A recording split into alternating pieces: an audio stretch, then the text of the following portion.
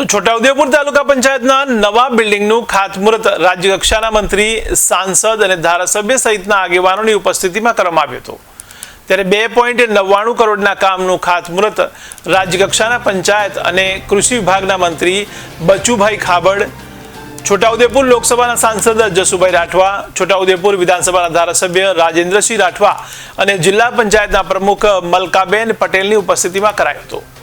પંચાયત મંત્રી બચુભાઈ ખાબડે આ પ્રસંગે જણાવ્યું કે આ નવું ભવન છોટાઉદેપુરના વિકાસમાં એક મહત્વનું પગલું છે। આનાથી ગ્રામીણ વિસ્તારોની જનતાને ઝડપી અને કાર્યક્ષમ સેવાઓ મળશે।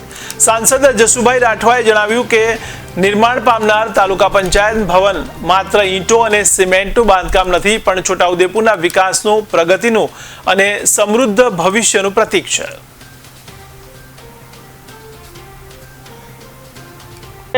છોટાઉદેપુર તાલુકાના ઇતિહાસમાં નવીન તાલુકા પંચાયત ભવનનું 2 કરોડ અને 99 લાખના ખર્ચે જે સરકારશ્રીએ મંજૂર કર્યું એનું ભૂમિપૂજન કરવામાં આવ્યું અને આ ભવનથી છોટાઉદેપુર તાલુકાના 145 જેટલા ગામોનો વિકાસ આ તાલુકા પંચાયતના ભવનના માધ્યમથી થશે।